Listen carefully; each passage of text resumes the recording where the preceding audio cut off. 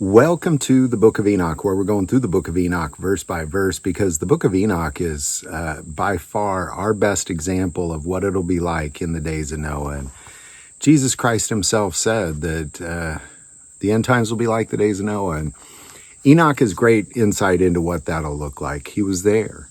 And he wrote a lot of what he saw down both physically and spiritually. And so I believe it's important that we go through it. Jesus Christ spoke about it. Jude quotes him.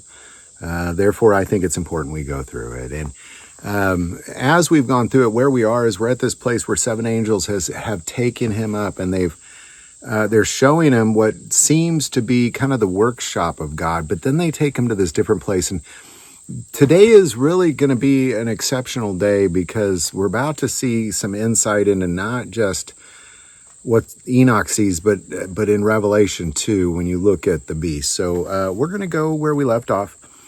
Enoch 18, starting in verse 6.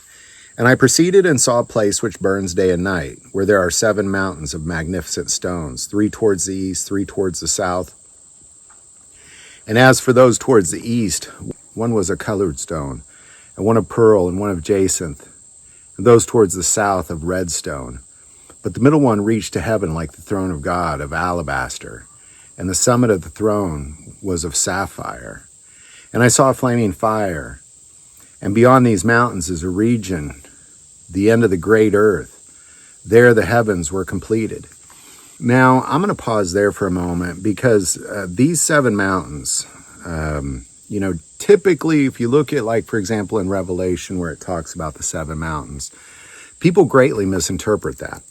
And what we're going to do is we're going to take a look at what these 7 mountains are, because there's 7 different mountains that if you go to Enoch chapter 24, you're going to actually see 7 other mountains. And they're not the same 7 mountains.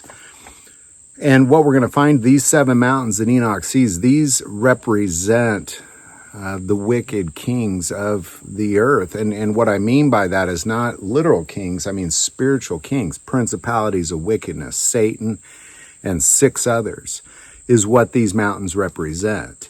So we're going to kind of take a look a little bit into Revelation. We're only going to use the Bible as a reference. We only use the Bible as a reference for the most part anytime we're studying anything.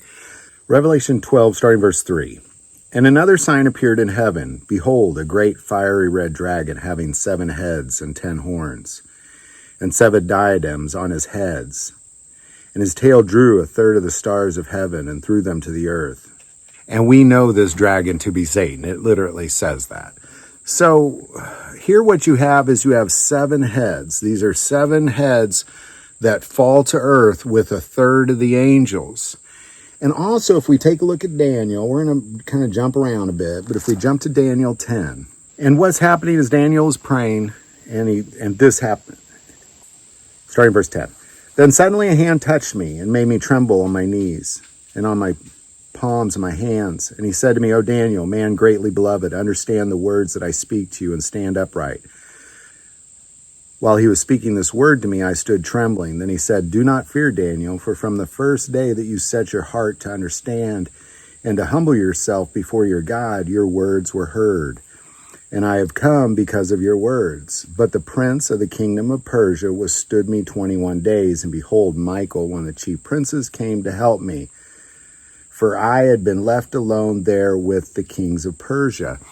So here what he's saying is that there's these principalities over geographical regions and over kingdoms. And here he's referring to them as the kings of Persia, the prince of Persia. And these are royal declarations. And he's talking about principalities of darkness. He's not talking about real earthly princes or kings. And if we go back to Revelation 13, starting verse 1. Then I stood on the sand of the sea, and I saw a beast rising up out of the sea, having 7 heads and 10 horns, and on his horns 10 crowns, and on his head a blasphemous name. And a lot of people, they know that the 10 horns represent 10 earthly kings, but they don't really know what the 7 heads are, and that's what these 7 heads are, is these are principalities of darkness, 7 leaders, 7 kings or princes of wickedness represented in Enoch by those 7 mountains who are here on the earth. And if we jump to 17, verse 7, but the angel said to me, why do you marvel? I will tell you the mystery of the woman and of the beast that carries her, which has the 7 heads and the 10 horns. The beast that you saw was and is not, and will ascend out of the bottomless pit and go to perdition. And those who dwell on the earth will marvel, whose names are not written in the book of life from the foundations of the world, when they see the beast that was and is not and yet is. Here is the mind which has wisdom. The 7 heads are 7 mountains on which the woman sits. And there are also 7 kings.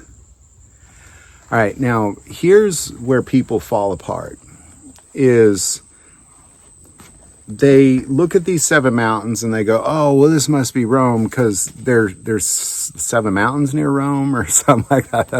That is not what that is.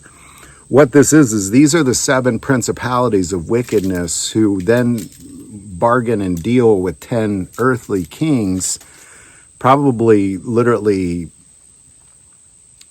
taking over their bodies. And they are then they have dominion over the earth, and they're creating this beast system, which are 7 principalities of wickedness, and 10 kings is what the beast represents.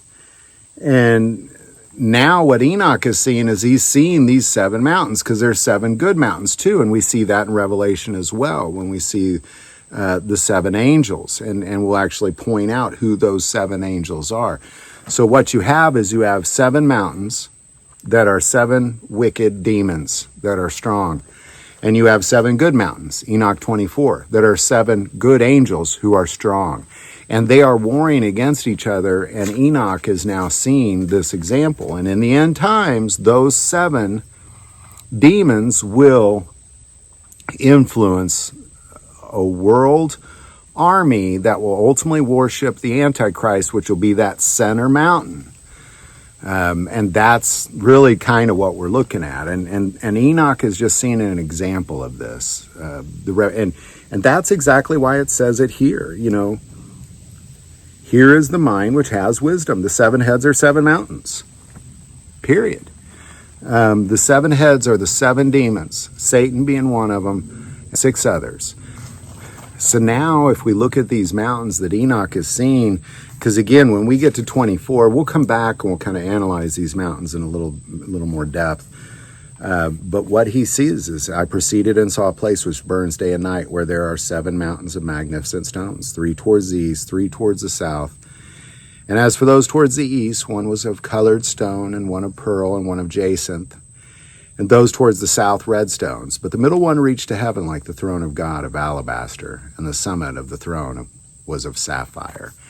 And these are the wicked mountains. These are the evil mountains. There's 7 good mountains, there's 7 wicked mountains, and these are them. And they represent those 7 demons who, the dragon with 7 heads fell to the earth with 1/3 of the stars. So you have these 7 leaders, demonic leaders, making up the dragon.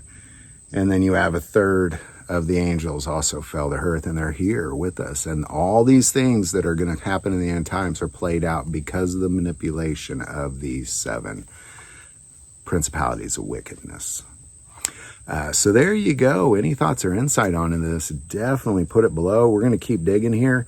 I'm in a different cave. I'm actually on my own land. I got this outcropping here that I'm just kind of tuckered under and with my dog, Benjamin. And we're just going to keep digging. So thanks for joining us, and continue with us in the Book of Enoch.